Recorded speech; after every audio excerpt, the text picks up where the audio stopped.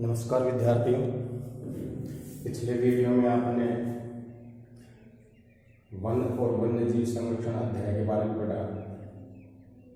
कि भारत में कौन कौन से वन्यजीव हैं, उनके प्रकार कौन कौन से हैं, उनके वितरण क्या क्या है, वन और वन्यजीवों का संरक्षण हम किस प्रकार कर सकते हैं। आज हम पाठ्य पुस्तक भूगोल से अध्याय 4 कृषि संसाधन के बारे में पढ़ेंगे। तो देखिए कि जैसे कि हम जानते हैं कि भारत एक कृषि प्रधान क्या है, देश है, और भारत के अलग अलग भागों में कई प्रकार की फसलों का उत्पादन किया जाता है। और जो कृषि संसाधन है, कृषि है, ये देश के सकल घरेलू उत्पादन में भी क्या है, सहायक है, सबसे ज़्यादा रोजगार देती है। और भारत देखिए कृषि की दृष्टि से भारत एक महत्वपूर्ण क्या है, देश है। देश की 2/3 जनसंख्या कृषि कार्यों में क्या है, संलग्न है। इस कारण से भारत के अलग अलग क्षेत्रों में अलग अलग प्रकार की कृषि की जाती है। इस अध्याय में हम कृषि के प्रकार, भारत की जो प्रमुख फसलें हैं, उनकी भौगोलिक विशेषताएं या तापमान है, मिट्टी है, जलवायु है, वर्षा है, उत्पादित क्षेत्र हैं, और फिर अध्याय के अंत में जो भारतीय कृषि है उसका अर्थव्यवस्था में क्या योगदान है, इन चीज़ों के बारे में अपना अध्ययन करेंगे। तो सबसे पहले देखिए कृषि का सामान्य परिचय। कृषि का सामान्य परिचय।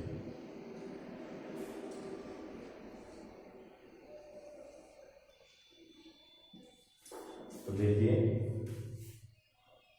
भारत एक कृषि प्रधान देश है। कृषि प्रधान देश है और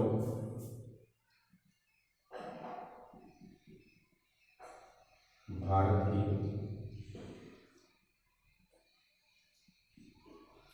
1/3 जनसंख्या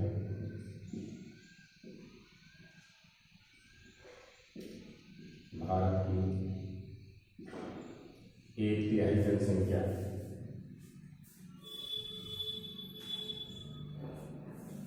और भारत की लगभग 2/3 जनसंख्या कृषि पर आश्रित है।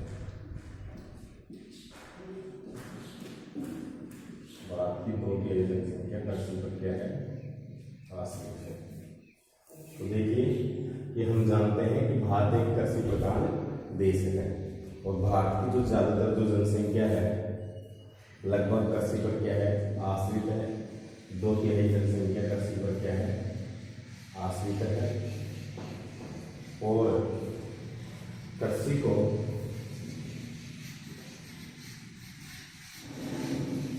भारतीय अर्थव्यवस्था की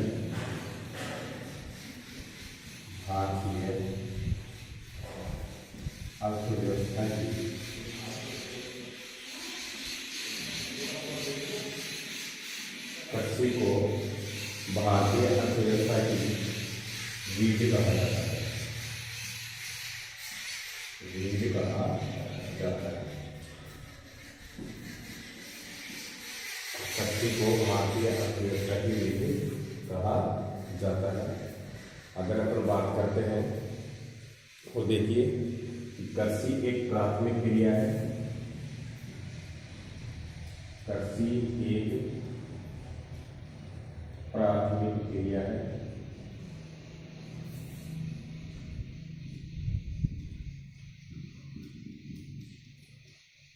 कृषि एक प्राथमिक क्या है, क्रिया है। और देखिए हमारे लिए अधिकांश जो खाद्यान्न है वो कृषि के द्वारा ही उत्पन्न होता है। हमारे लिए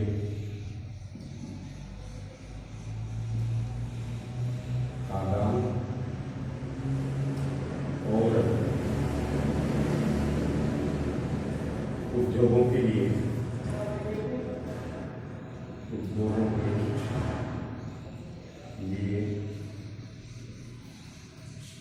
कच्चा माल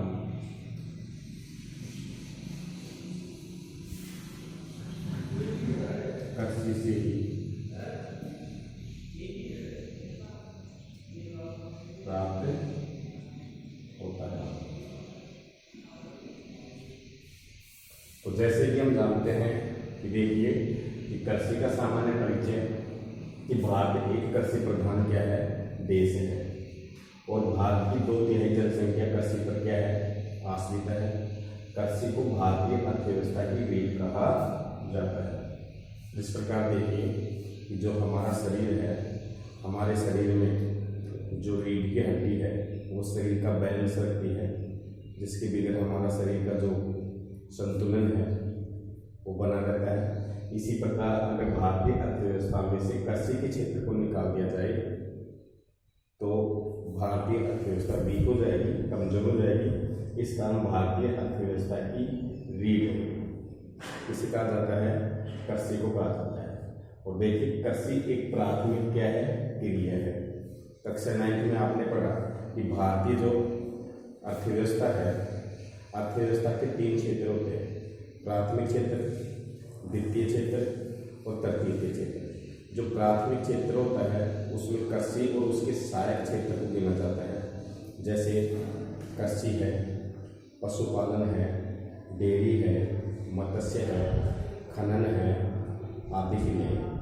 तो कृषि प्राथमिक क्रिया है और हमारे लिए खाद्यान्न और उद्योगों के लिए कच्चे माल कृषि से ही क्या होता है प्राप्त होता है।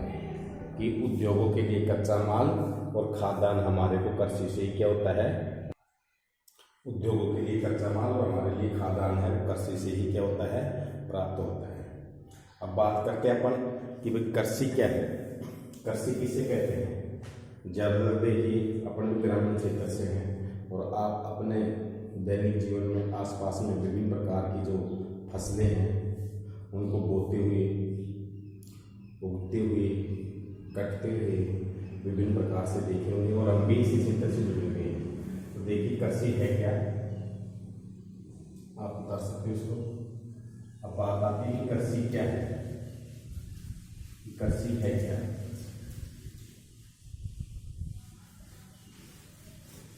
कृषि कहते किसे हैं, तो कृषि की परिभाषा देखिए।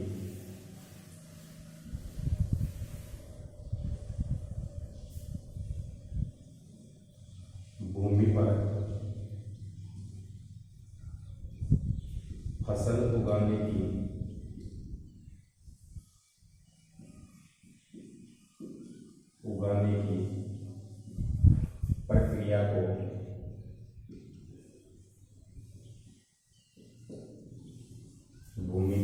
उगाने की प्रक्रिया को कृषि कहा जाता है।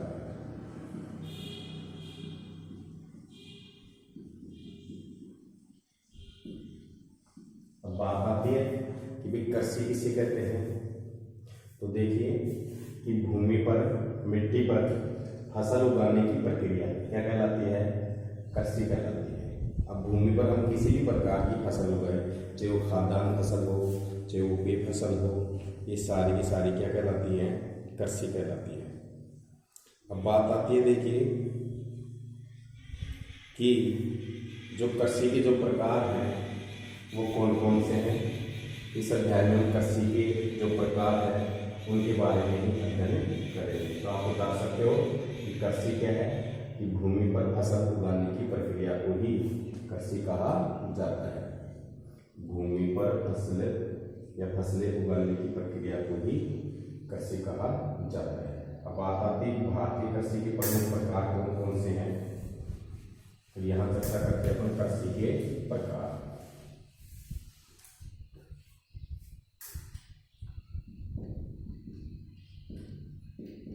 कृषि के प्रकार। अब देखिए कि भारत एक विभिन्नताओं से भरा हुआ देश है। इस कारण से भारत के अलग अलग क्षेत्र में अलग अलग प्रकार की कृषि की जाती है, जो हजारों वर्षों के दौरान भौतिक पर्यावरण, प्रौद्योगिकी और सामाजिक और सांस्कृतिक रीति रिवाजों के अनुसार खेती करने की विधियां में सार्थक परिवर्तन हुआ है। जीवन निर्वाह कृषि से लेकर के और वाणिज्य खेती तक कृषि के अनेक प्रकार हैं। तो देखिए कि जीवन निर्वाह कृषि जो प्राचीन काल में जो खेती की जाती थी, कृषि का सबसे पहला जो प्रकार है वो है जीवन निर्वाह कृषि से लेकर के और आधुनिक काल में विभिन्न प्रकार की तकनीकों के द्वारा जो हम कृषि कर रहे हैं, वाणिज्य कृषि, यहाँ तक कृषि का जो सफर है इसके अंतर्गत कृषि के अनेक प्रकार हैं। सबसे पहले अपन बात करते हैं कृषि के प्रकारों में ही। नंबर 1 प्रारंभिक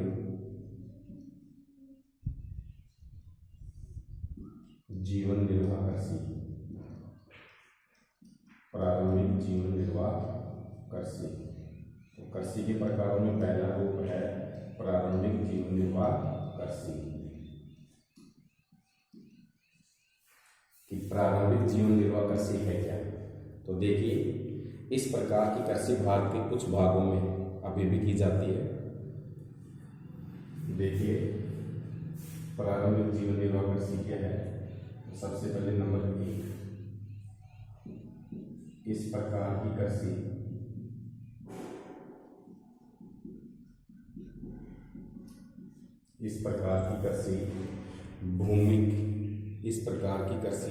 भूमि के छोटे टुकड़ों पर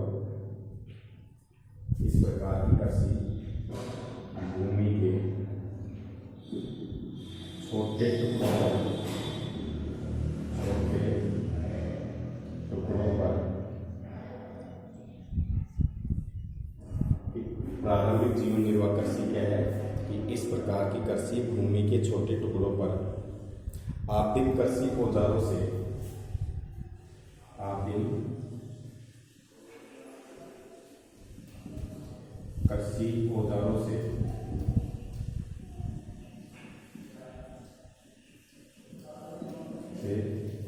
की जाती है।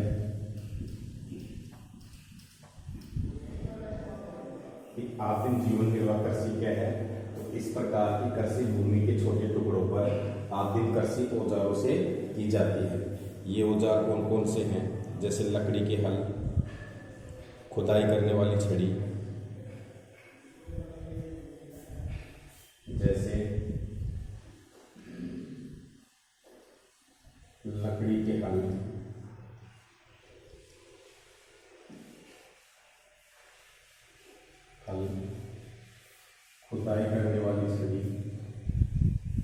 खुदाई करने वाली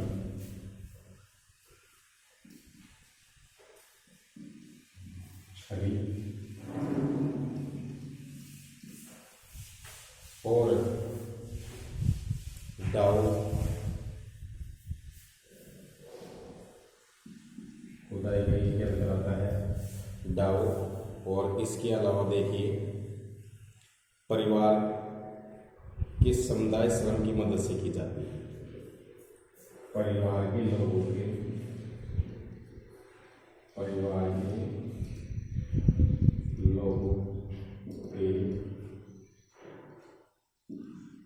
श्रम से की जाती है।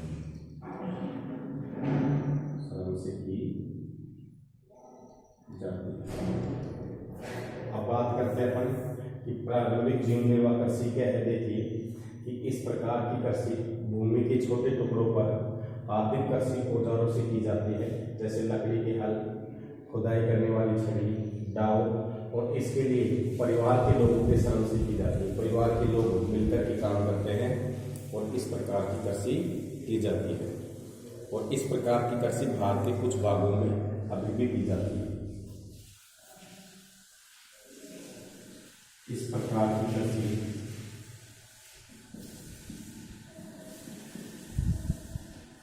भारत के कुछ भागों में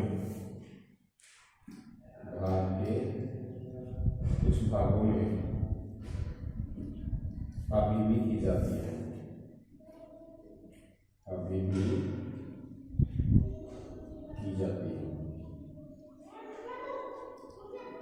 तो देखिए कि प्रारंभिक जीवन जो निर्वाह कृषि है वो भारत के कुछ भागों में आज भी की जाती है। अब देखिए, इस कृषि की एक विशेषता होता है कि यह कृषि है जो मानसून और मृदा की प्राकृतिक उर्वरता और फसल उगाने के लिए पर्यावरणीय परिस्थितियों की उपयोगिता पर क्या है, निर्भर करती है। यह कृषि प्राय नंबर 2, यह कृषि प्राय मानसून और देखिए कि जो प्रारंभिक जीवन निर्वाह जो कृषि है, यह कृषि प्राय मानसून और पर्यावरणीय परिस्थितियों की उपयोगिता पर निर्भर करती है। पर्यावरण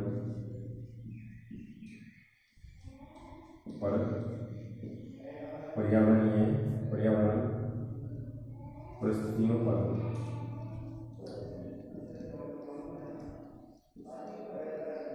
निर्भर है। पर्यावरणीय परिस्थितियों पर क्या है, निर्भर है। देखिए कि प्रारंभिक जीवन निर्वाह कृषि क्या है। इस प्रकार की कृषि भूमि के छोटे टुकड़ों पर आदिम कृषि औजारों से की जाती है। आदिम कृषि औजार जो पहले के जो औजार हैं, जैसे लकड़ी है, हल है, लकड़ी के हल है, खुदाई करने वाली छड़ी है, डाव है। और इस कृषि के लिए परिवार के लोग श्रम करते थे, काम करते थे। एक ही परिवार के सारे लोग खेती में जुटे थे। इस प्रकार की कृषि कुछ भागों में अभी भी की जाती है। यह कृषि प्राय मानसून और पर्यावरणीय जो परिस्थितियाँ होती हैं उन पर क्या करती है, निर्भर करती है। अब देखिए, इस कृषि को कृत्रिम दहन प्रणाली कृषि भी कहा जाता है। आप बता सकते हैं।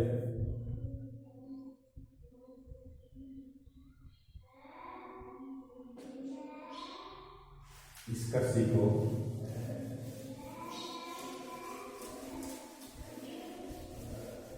कृत्रिम दहन प्रणाली के द्वारा किया जाता था। तीसरे नंबर पर है, इस कृषि को कृत्रिम दहन, इस कृषि को कृत्रिम दहन प्रणाली, कृत्रिम दहन प्रणाली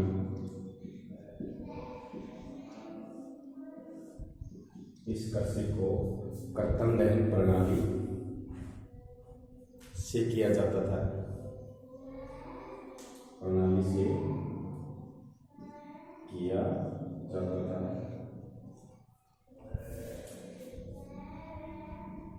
देखिए, जिसमें भूमि के एक टुकड़े को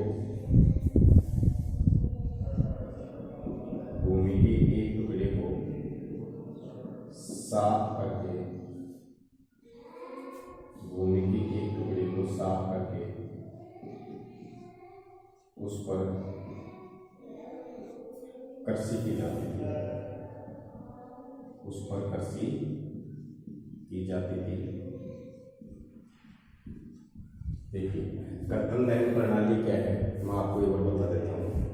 कृत्रिम दहन प्रारंभिक जीवन निर्वाह कृषि को कृत्रिम दहन प्रणाली के द्वारा किया जाता था, जिसमें भूमि के एक टुकड़े को क्या कर दिया जाता था, साफ कर दिया जाता था। और उसमें जो पेड़ पौधे होते थे उनको जला दिया जाता था। फिर उस पर देखिए, पेड़ पौधे जलने से वो मिट्टी की उर्वरता क्या होती थी, बन जाती थी। और फिर उस पर क्या की जाती थी, खेती की जाती थी। जैसे ही भूमि की उर्वरता क्या हो जाती थी, कम हो जाती थी, तो फिर दूसरी जगह पेड़ पौधों को क्या किया जाता था, भूमि को क्या किया जाता था, साफ किया जाता था। और फिर वहाँ कृषि की जाती थी। 1-2 वर्ष वहाँ कृषि करने के बाद फिर अन्य कहीं भूमि के टुकड़े को साफ किया जाता था। तो बार बार स्थानांतरण होने के कारण इसको स्थानांतरण कृषि भी कहा जाता है। इसको स्थानांतरण कृषि भी कहा जाता है। तो देखिए कि किसान जमीन के टुकड़े को साफ करके उन पर अपने परिवार के भरण पोषण के लिए अनाज और अन्य खाद्य फसल उगाता था। और जब मृदा की उर्वरता कम हो जाती थी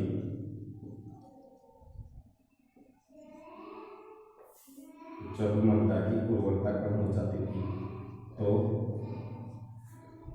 दूसरी जगह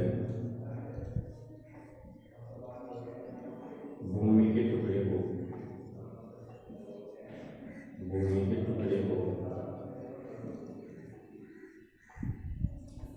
साफ कर खेती की जाती है, साफ कर खेती की जाती है।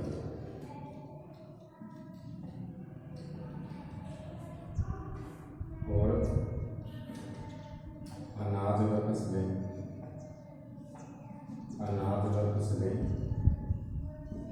बोई जाती है।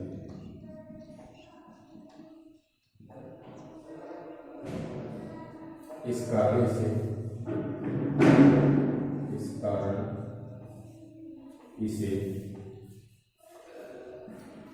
स्थानांतरण कृषि भी कहा जाता है। इस कारण इसे स्थानांतरण कृषि भी कहा जाता है।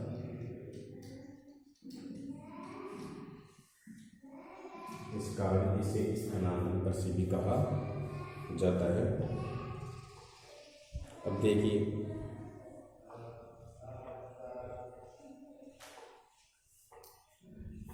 तो इस कृषि में विभिन्न प्रकार की तकनीकों का उपयोग नहीं होता था, इसलिए इसके कारण इसमें उत्पादन क्या होता था, कम होता था। क्या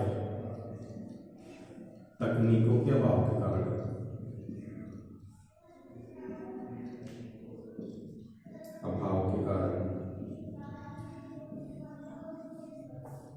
इस प्रकार की कृषि की उत्पादन क्षमता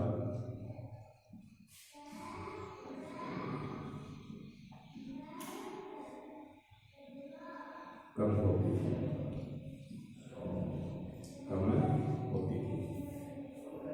और देखिए, हमारे देश के अलग अलग भागों में इस कृषि को अलग अलग नाम से जाना जाता है।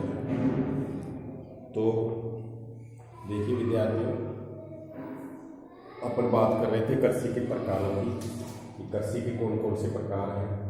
तो सबसे पहले देखिए कि भूमि पर फसल उगाने की प्रक्रिया को ही कृषि कहा जाता है।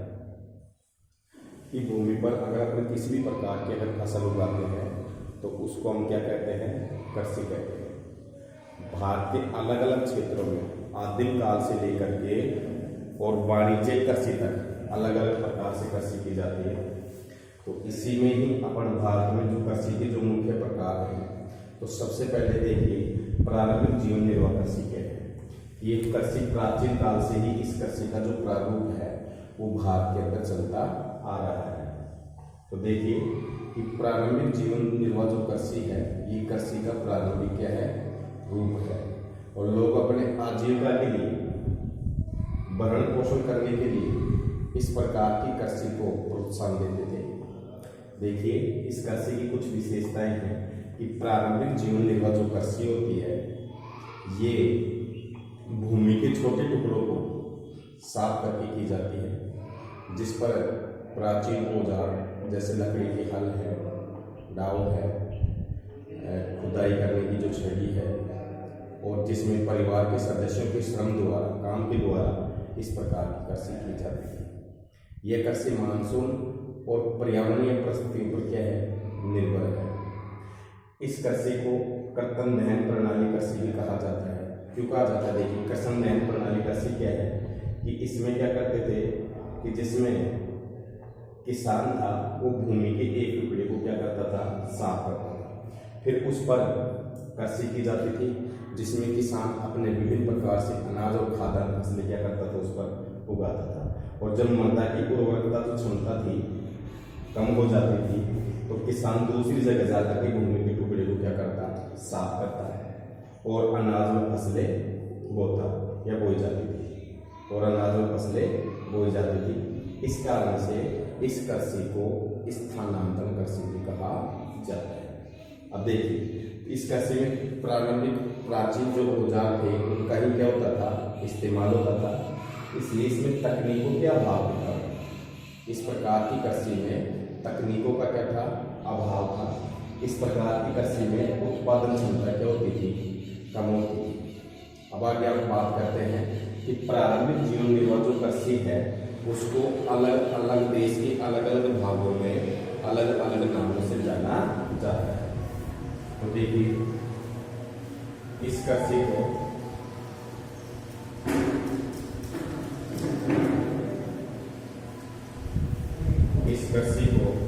देश के अलग अलग भागों में अलग अलग नाम से जाना जाता है।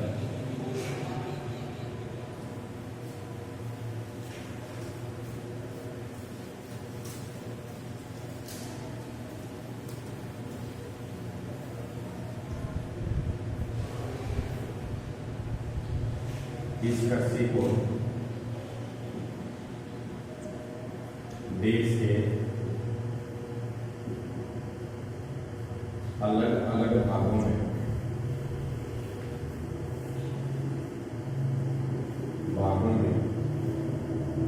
अनेक नामों से जाना जाता है। अनेक नामों से जाना जाता है। अनेक नामों से जाना जाता है। इस कृषि को देश के अलग अलग भागों में अनेक नामों से जाना जाता है। अब बात करते हैं, देखिए कि उत्तरी पूर्वी राज्य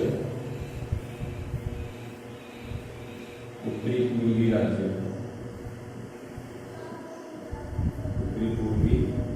राज्यों में जैसे असम,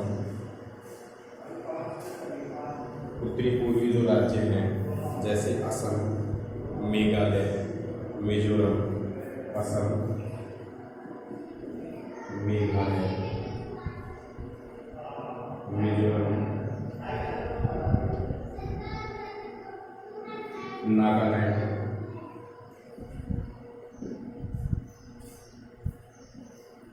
आदि राज्यों में इसे झूम कृषि कहा जाता है।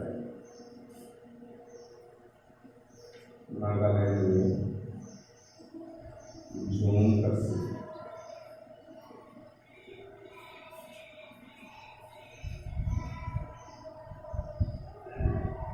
झूम कृषि कहा जाता है। तो देखिए इसके अलावा देखिए मणिपुर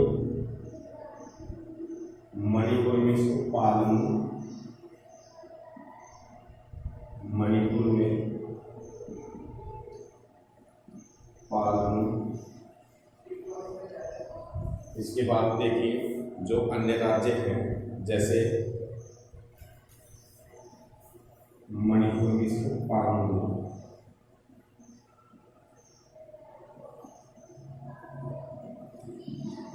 मणिपुर में इसी कृषि को कहा जाता है पामलू। इसके अलावा छत्तीसगढ़ और अंडमान निकोबार द्वीप समूह में, छत्तीसगढ़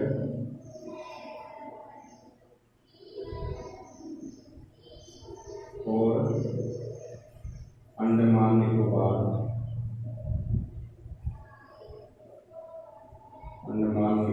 में इसे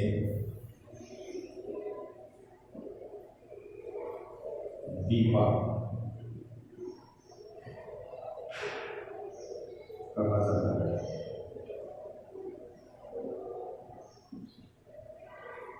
अंडमान निकोबार में इस कृषि को कहा जाता है दीपा कहा जाता है। अब इसके बाद देखिए मध्य प्रदेश में इसको बेबर या दैया, आगे आप देख सकते हैं जैसे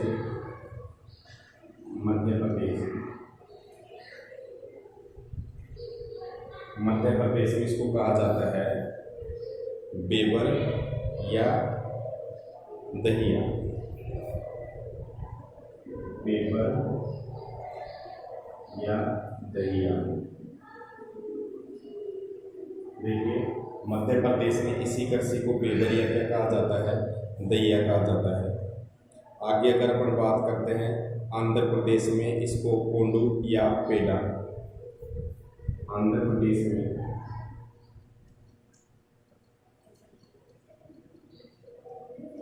कोंडू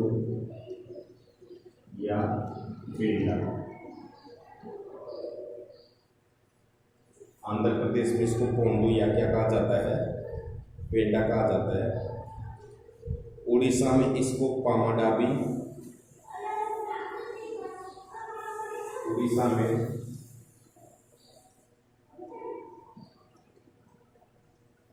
पामाडाबी।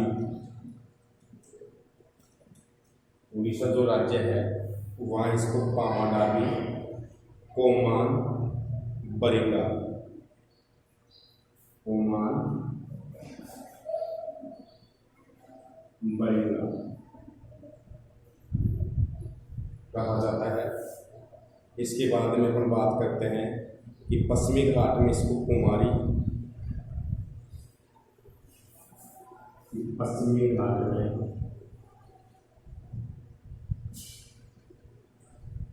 इसको कुमारी कहा जाता है। और राजस्थान की बात करें तो इसको वालरे या वाल्ट्रे। उत्तरी पूर्वी राजस्थान में या दक्षिण पूर्वी राजस्थान में इसको, दक्षिण पूर्वी राजस्थान इसको वालरे या वालरे, वालरे या वाल्ट्रे कहा जाता है। इसके बाद देखिए जो हिमालयी जो क्षेत्र है उसमें इसको खिल, झारखंड में इसको पूर्वा और उत्तरी पूर्वी प्रदेशों में इसको झूम। उत्तरी पूर्वी प्रदेशों में, उत्तरी पूर्वी प्रदेशों में इसको बोलते हैं झूम कृषि। तो देखिए कि इस कृषि को जो प्रारंभिक जीवन निर्वाह जो कृषि है इसको हमारे भारत देश में अलग अलग नामों से जाना जाता है। भारत में नहीं, विश्व में भी इस कृषि के अलग अलग क्या हैं, नाम हैं।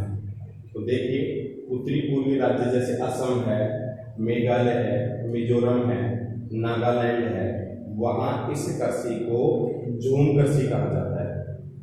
क्या कहा जाता है इसको, झूम। उत्तरी पूर्वी राज्यों में क्या कहा जाता है इसको, झूम। मणिपुर में इसको पामलू कहा जाता है। छत्तीसगढ़ और अंडमान निकोबार में इस कृषि को दीपा कहा जाता है। मध्य प्रदेश में इस कृषि को बेबर या दहिया कहा जाता है। आंध्र प्रदेश में इस कृषि को कोडो या पेड़ा कहा जाता है। उड़ीसा में इस कृषि को पामाडाबी, कोमान या बरिंगा कहा जाता है। और जो हमारा जो पश्चिमी घाट है, भारत का जो पश्चिमी हिस्सा नीचे समुद्रों में, उसको इसमें आपको कुमारी कहा जाता है। और हमारे दक्षिण पूर्वी राजस्थान में इस कृषि को वालरे या वाल्ट्रे कहा जाता है। हिमालय क्षेत्र में इसको खिल, झारखंड में इसको पूर्वा आदि कहा जाता है। अब देखिए विश्व के अलग अलग देशों में इस कृषि को अलग अलग नामों से जाना जाता है। आप बता सकते इसको कि प्रारंभिक जीवन निर्वाह कृषि भारत के अलग अलग भागों में अलग अलग नाम से जानी जाती है। मेघालय, मिजोरम, नागालैंड में झूम कृषि, मणिपुर में पामलू, छत्तीसगढ़ और अंडमान निकोबार में इसको दीपक कहा जाता है।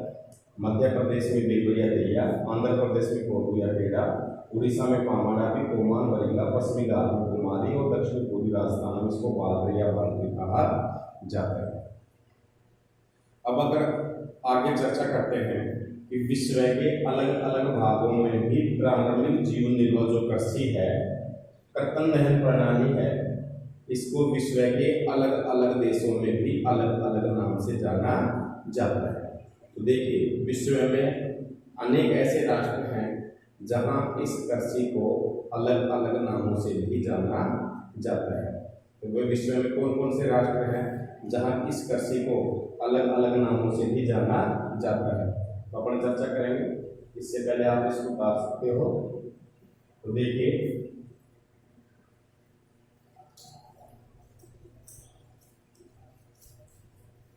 कि विश्व के अलग अलग देशों में भी यह कृषि कई नामों से जानी जाती है।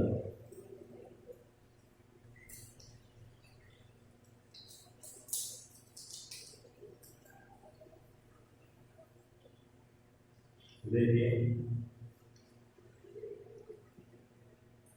विश्व में कई देशों में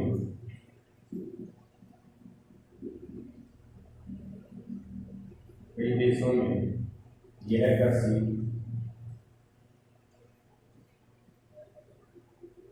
अनेक नामों से जानी जाती है। विश्व के कई देशों में यह कृषि अनेक नामों से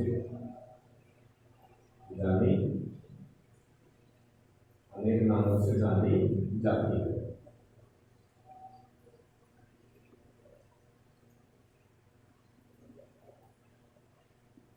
नामों से जानी जाती है। जैसे देखिए, विश्व के कौन कौन से राष्ट्रों में जो कृत्रिम दहन प्रणाली है वो किस किस नाम से जानी जाती है। जैसे देखो, मैक्सिको,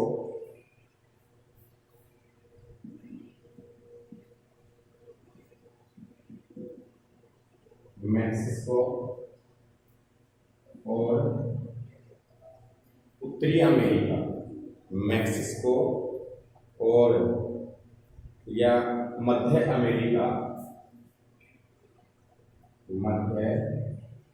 अमेरिका में यह कृषि मैक्सिको और मध्य अमेरिका में जो ये प्रारंभिक जीवन निर्वाह कृषि है, ये मिल्पा के नाम से जानी जाती है। मिल्पा। देखिए, मैक्सिको और मध्य अमेरिका में इस कृषि को क्या कहा जाता है? मिल्पा कहा जाता है। इसके बाद में देखिए, वेनेजुएला जो देश है वहाँ इस कृषि को कोनू को कहा जाता है। वेनेजुएला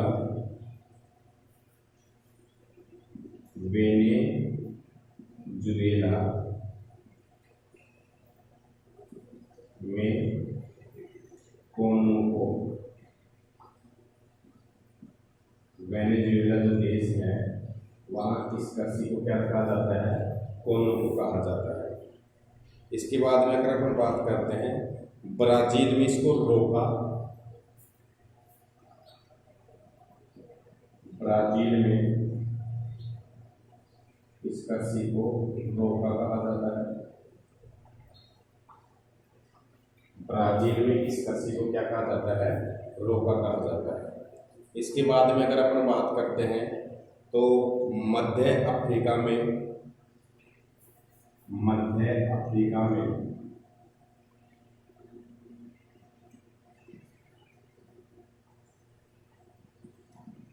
जो अफ्रीका महाद्वीप में जो मध्य अफ्रीका है वहाँ इसको मसोले कहा जाता है। मसोले, वहाँ इस कृषि को क्या कहा जाता है? मसोले कहा जाता है।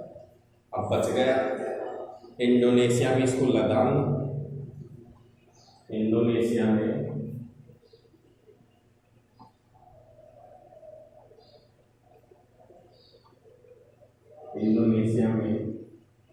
लदान और इसका ही पड़ोसी देश है वियतनाम।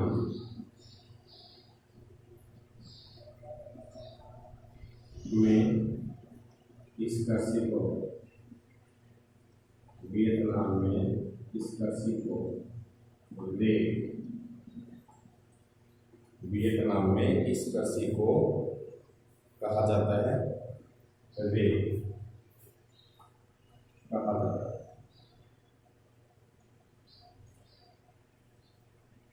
तो देखिए कि भारतीय नहीं, विश्वव्यापी जो प्रारंभिक जो जीवन निर्वाह जो कृषि है, इसको अलग अलग देशों के नाम से जाना जाता है। जैसे देखिए मैक्सिको में और मध्य अमेरिका में यह कृषि मिल्पा के नाम से जाना जाता है। अब बात आ जाए कि प्रारंभिक जीवन निर्वाह कृषि को मिल्पा कहाँ कहा जाता है, तो मैक्सिको और मध्य अमेरिका में। वेनेजुएला में इस कृषि को कोनो को कहा जाता है। ब्राजील में इस कृषि को रोको कहा जाता है। मध्य अफ्रीका में इस कृषि को मोसेले कहा जाता है। इंडोनेशिया में इस कृषि को लदांग कहा जाता है और वियतनाम में इस कृषि को रे कहा जाता है। आपको पता होना चाहिए कि इंडोनेशिया, वियतनाम और लाओस, हिस्ट्री के अंदर आप पढ़ोगे, इस क्षेत्र को इंडो चाइना क्षेत्र भी कहा जाता है। तो प्रारंभिक जीवन निर्वाह जो कृषि थी वो अलग अलग देशों में अलग अलग नाम से जानी जाती है। तो कृषि का जो पहला प्रकार था आपका कि प्रारंभिक जीवन निर्वाह कृषि, एक बार और अपन इसको दोहरा देते हैं कि प्रारंभिक जीवन निर्वाह कृषि कृषि का प्रारंभिक रूप है जो भूमि के छोटे टुकड़ों पर प्राचीन औजारों से, जैसे लकड़ी का हल है, दाव है और खुदाई करने वाली छड़ी है, जिसमें परिवार के सदस्यों के साथ में कृषि की जाती थी। यह कृषि मानसून और पर्यावरण परिस्थितियों पर क्या है, निर्भर है। और देखिए इस कृषि में तकनीकों का क्या है, अभाव है, इस कारण इसकी उत्पादन क्षमता भी क्या है, कम है। इस कृषि को कृत्रिम दहन प्रणाली के द्वारा की जाती थी, जिसमें किसान किसी जंगल में भूमि के एक टुकड़े को क्या करता था, साफ करता था, उसके पेड़ों को क्या कर दिया जाता था, जला दिया जाता था और फिर उस पर विभिन्न प्रकार के अनाज और सब्जियां बोई जाती थी। जैसे ही भूमि की उपजाऊ क्षमता क्या होती थी, कम होती थी, तो किसान उस भूमि को छोड़ करके अन्य किसी दूसरी जगह चला जाता था और जहाँ भूमि को साफ किया जाता था फिर वहाँ खेती की जाती थी। जब उसकी उपजाऊ क्षमता कम हो जाती थी तीसरी जगह, इस कारण से इस कृषि को स्थानांतरण कृषि भी कहा जाता है। इसके बाद में बात करते हैं कि भारत के अलग अलग हिस्सों में इस कृषि को अलग अलग नाम से जाना जाता है। जैसे त्रिपुरी राज्य मेघालय, मिजोरम, नागालैंड में इसको झूम कृषि, मणिपुर में इसको पामलू, छत्तीसगढ़ में इसको और अंडमान में इसको दीपक कहा जाता है। और देखिए मध्य प्रदेश में इसको बेबल या दैया, आंध्र प्रदेश में कोंडू या पेड़ा, उड़ीसा में इसको कामाराबी, कुमान, परिंगा, पश्चिमी घाट में इसको कुमारी, दक्षिण पूर्वी राजस्थान में इसको वालरे वालरे, हिमालय क्षेत्र में इसको खेल और झारखंड में इसका पूर्वा कहा जाता है। अब देखिए बात आती है कि विश्व के अलग अलग देशों में भी इस कृषि को अलग अलग नाम से जाना जाता है। तो देखिए विश्व के अलग अलग देशों में भी इस कृषि को अलग अलग नाम से जाना जाता है। जो मैक्सिको है, मैक्सिको में और मध्य अमेरिका में इस कृषि को मिल्पा, वेनेजुएला में इस कृषि को कोनको, ब्राजील में इसको रोको, मध्य अफ्रीका में इसको मसोले और इंडोनेशिया में इसको लदान और वियतनाम में इस कृषि को बेबी कहा जाता है। तो इस कारण से देखिए अब कृषि का जो दूसरा रूप है, कृषि के प्रकारों में ही हम कृषि का जो दूसरा प्रकार पढ़ेंगे कि उस कृषि का नाम है गहन कृषि या गहन जीवन निर्वाह कृषि।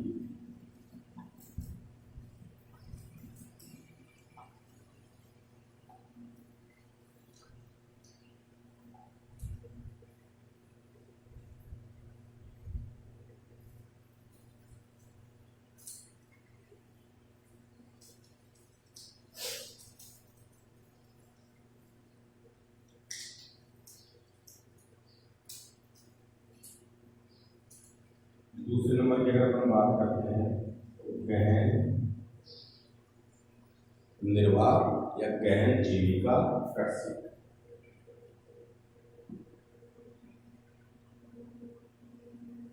गहन जीविका देखिए कि जो कृषि का जो दूसरा प्रकार है कि प्रारंभिक जीवन निर्वाह कृषि के बाद में कृषि का जो दूसरा प्रकार आ रहा है आपका, इसको बोलते हैं गहन जीवन निर्वाह कृषि। तो देखिए इस कृषि के लिए क्या होता है, देखिए कृषि होती क्या है कि यह कृषि उन क्षेत्रों में की जाती है जहां भूमि पर जनसंख्या का दबाव क्या होता है, अधिक होता है, और यह श्रम गहन खेती है जहां अधिक उत्पादन के लिए अधिक मात्रा में जैव रासायनिक निवेशों और सिंचाई का प्रयोग किया जाता है। तो देखिए यह कृषि उन क्षेत्रों में की जाती है, यह कृषि उन क्षेत्रों में की जाती है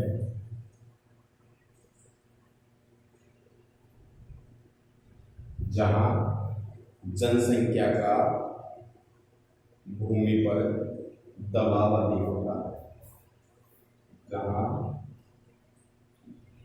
जनसंख्या का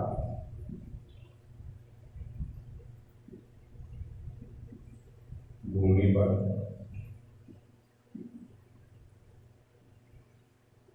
दबाव अधिक होता है।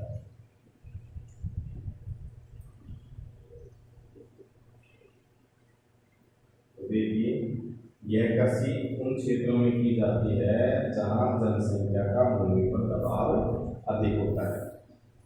कहने का मतलब है कि जनसंख्या कम हो और भूमि, जनसंख्या अधिक हो और भूमि क्या हो, कम हो। देखिए कि जहां अधिक मात्रा में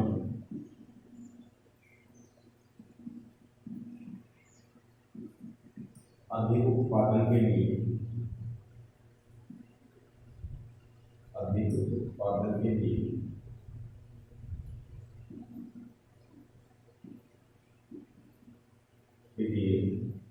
रासायनिक उर्वरकों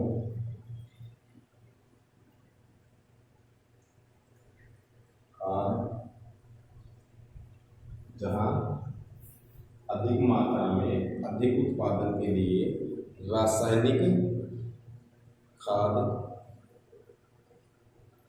और देखिए और सिंचाई का प्रयोग किया जाता है।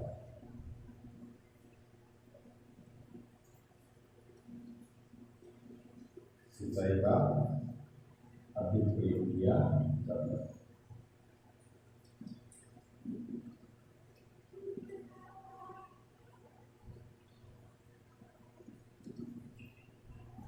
रासायनिक जैविक खाद जैविक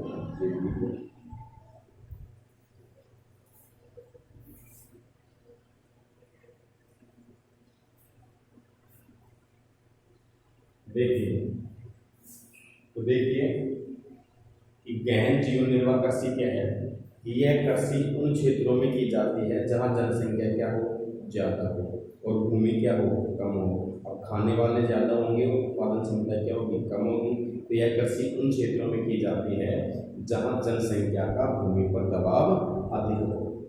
जब जनसंख्या का भूमि पर दबाव अधिक होगा तो वहां अधिक मात्रा में अधिक उत्पादन के लिए जैव रासायनिक खाद और सिंचाई का अधिक क्या किया जाता है, प्रयोग किया जाता है।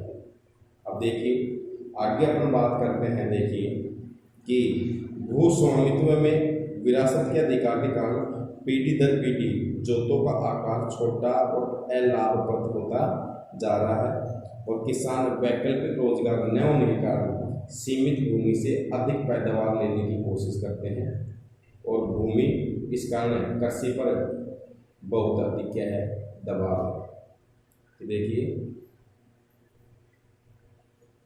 इसे में अपन बात करते हैं कि भूस्वामित्व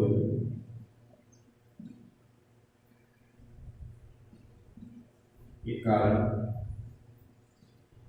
पीढ़ी दर पीढ़ी, पीढ़ी दर पीढ़ी कृषि जोत का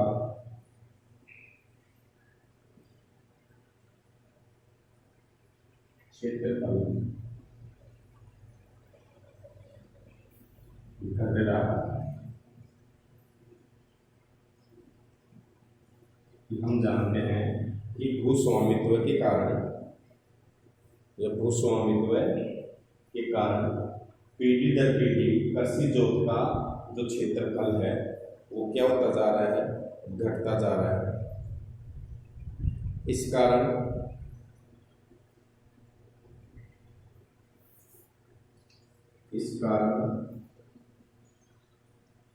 भूमि पर जनसंख्या का दबाव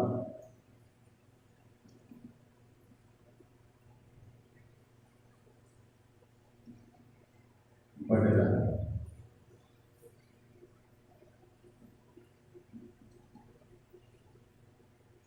और किसान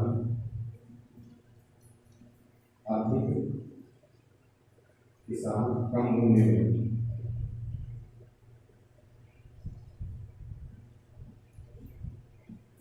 अधिक पैदावार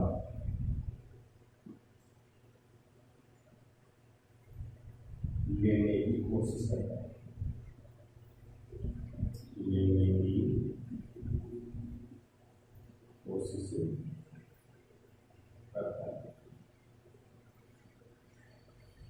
अब देखिए कि जो प्रारंभिक जीवन निर्वाह कृषि है वो है क्या। देखिए तो यह कृषि उन क्षेत्रों में की जाती है, कौन से क्षेत्रों में, कि जहां जनसंख्या का भूमि पर दबाव क्या होता है, अधिक होता है। जहां जनसंख्या का भूमि पर दबाव अधिक होता है, जहां अधिक मात्रा में अधिक उत्पादन के लिए जैव रासायनिक खाद और सिंचाई का अधिक प्रयोग किया जाता है। अब बात आती है कि हम देख रहे हैं कि भूस्वामित्व अधिकार के कारण, कि जो भूस्वामित्व अधिकार है, देखिए कि भूस्वामित्व अधिकार के कारण, स्वामित्व अधिकार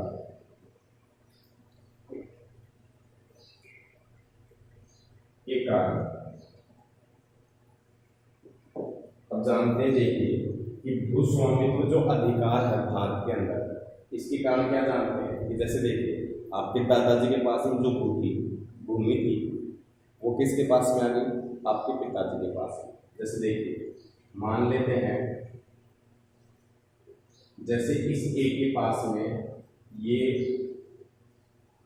20 बीघा जमीन है, एक के 4 पुत्र हो गए,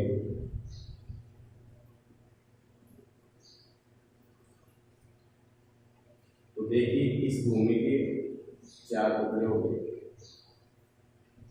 5 बीघा 5 बीघा 5 बीघा 5। अब देखिए इस भूमि में ए ने मकान बना लिया तो इसके पास में बच गई जैसे 4.5 बीघा, इसने मकान बना लिए 4.5, इसने भी यहाँ मकान बना लिए 4.5, इसने भी यहाँ मकान बना लिए 4.5। अब देखिए इस प्रकार से इनके पास में भूमि कितनी होनी चाहिए थी, 20 बीघा, 4 भागों में डिवाइड करेंगे तो 1 बीघा इनके निर्माण कार्यों में भूमि क्या हो गई, काम हो गई, जनसंख्या के कारण तो हुई। जैसे ये तो अकेला था, इसके 4 हो गए तो 4 बेटे को 4 मकान बना के कितना होगा ये। अब देखिए यहाँ टोटल भूमि कितनी होगी, 19 बीघा। तो इस कारण से देखिए कि भूस्वामित्व अधिकार के कारण पीढ़ी दर पीढ़ी जो कृषि जोत का जो क्षेत्रफल है वो क्या होता जा रहा है, घटता जा रहा है। जो कृषि योग्य भूमि जैसे यहाँ 19 बीघा हो गई, 1 बीघा में क्या बन गए, मकान बन गए। कृषि योग्य जो भूमि है उसका क्षेत्रफल निरंतर क्या होता जा रहा है, घटता जा रहा है। तो इस कारण भूमि पर जनसंख्या का दबाव अधिक हो रहा है, क्योंकि लोगों को खाने पीने के लिए विभिन्न प्रकार का खाद्यान्न चाहिए। इस कारण जनसंख्या का भूमि पर दबाव क्या हो रहा है, अधिक होता जा रहा है। इसलिए किसान कम भूमि पर अधिक पैदावार लेने की क्या करता है, कोशिश करता है, क्योंकि उसके पास में अन्य कोई चारा भी नहीं है, अन्य कोई रोजगार भी नहीं है। अब देखिए तो इस प्रकार देखिए जो कृषि का जो दूसरा प्रकार है वो है गहन जीवन निर्वाह या गहन जीविका कृषि। प्रारंभिक और गहन, आप जानते हो कि प्रारंभिक कृषि भूमि के छोटे टुकड़े पर की जाती थी, इसमें परिवार के लोगों की सहायता से की जाती थी और प्राचीन औजारों से की जाती थी। इसको स्थानांतरण कृषि वगैरह भी कहते हैं, अलग अलग देशों में अलग अलग नाम से जान जाते हैं। गहन जीविका कृषि उन क्षेत्रों में की जाती है जहां जनसंख्या का भूमि पर दबाव क्या हो, अधिक हो। जनसंख्या ज़्यादा हो और भूमि क्या हो, कम हो।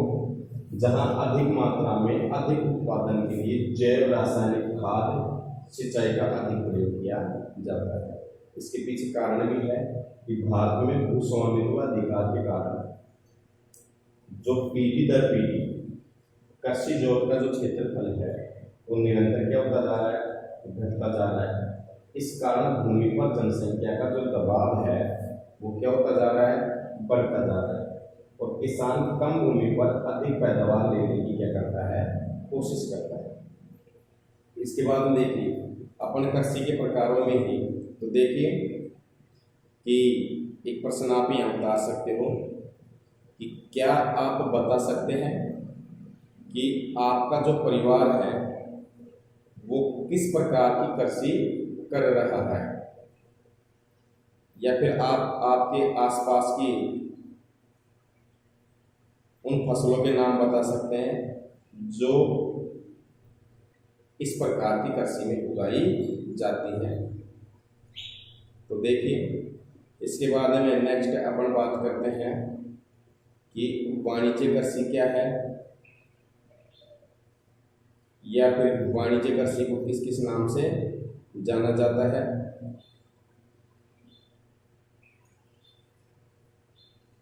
अब देखिए तो सबसे पहले अपन बात करते हैं वाणिज्य कृषि की कि वाणिज्य कृषि क्या है, इसके बारे में अपन चर्चा करेंगे।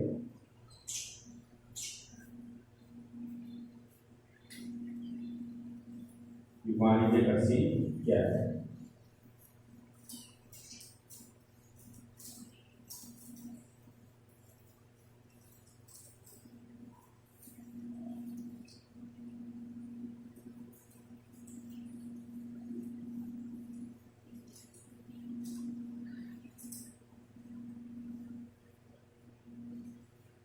तीसरे नंबर की बात आती है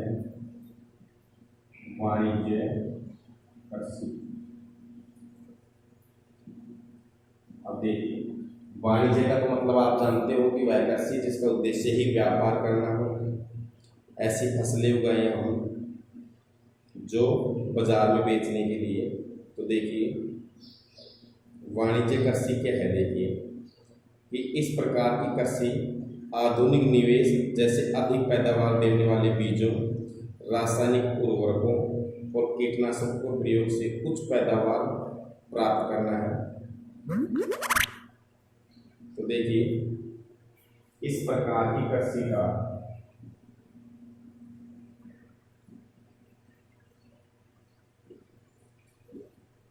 का मुख्य लक्षण,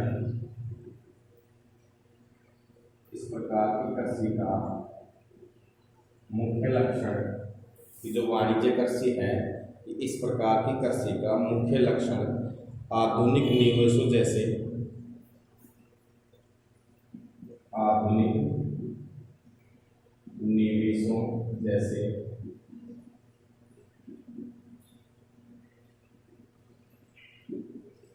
जैसे उन्नत किस्म के बीज हैं, अधिक पैदावार देने वाले बीज, अधिक पैदावार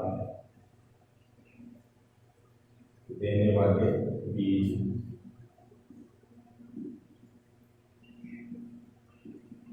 अधिक पैदावार देने वाले बीज हैं। इसके बाद में अपन चर्चा करते हैं रासायनिक उर्वरक और कीटनाशकों का प्रयोग। रासायनिक उर्वरक, कीटनाशकों का प्रयोग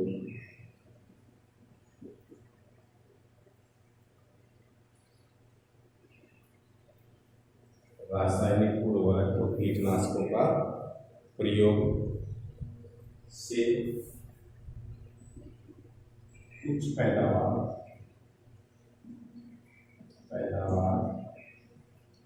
प्राप्त करना,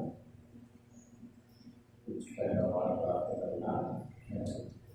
तो देखिए कि वाणिज्य कृषि का जो मुख्य लक्षण होता है वो आधुनिक निवेश जैसे आधुनिक किस्म के नए नए बीज हैं, अधिक पैदावार देने वाले बीज हैं। रासायनिक उर्वरक हैं, जैसे जिंक है, यूरिया है, पोटास है, डीएपी है। विभिन्न प्रकार की कीटनाशक दवाइयों का प्रयोग करके उच्च पैदावार प्राप्त करना है। जैसे देखिए, हरियाणा और पंजाब में चावल एक वाणिज्य फसल है, परंतु उड़ीसा में एक जीविका फसल है। कि हरियाणा व पंजाब में चावल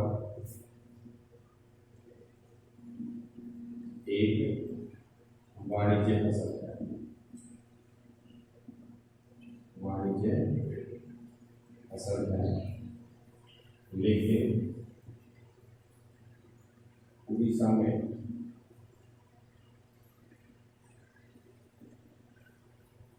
उड़ीसा के अंदर है वो फसलें एक जीविका फसल है। एक जीविका फसल है।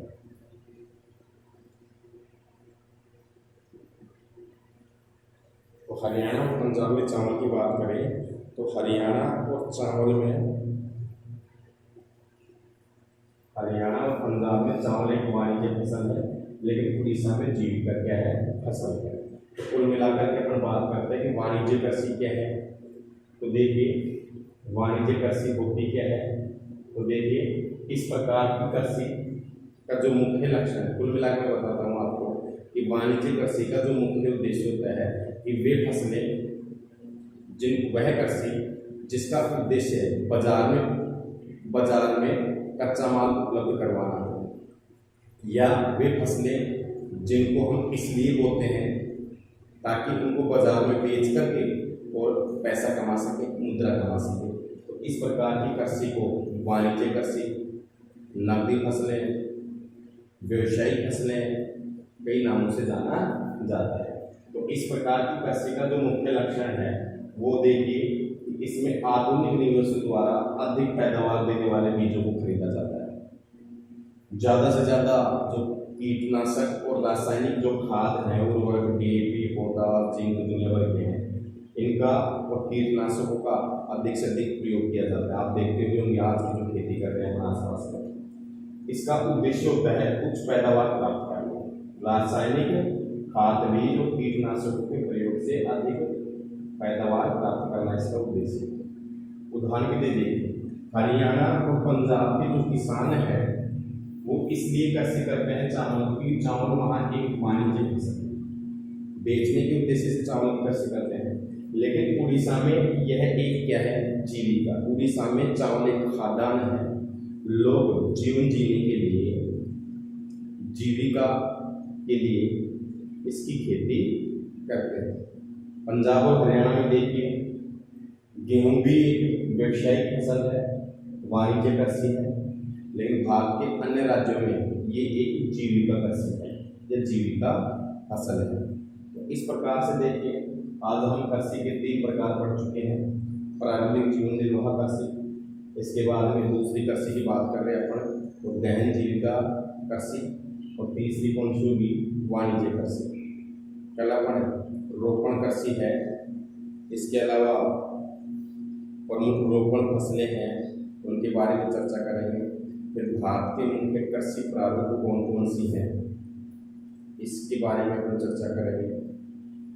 तब तक आप जो वीडियो है रेगुलर देखते रहे। आज अगर वो बोर्ड थोड़ा छोटा है, अगर सही ढंग से दिखाई नहीं दे तो आप मेरे को बताना साफ दिख रहा है या नहीं दिख रहा है। नया बोर्ड है। धन्यवाद।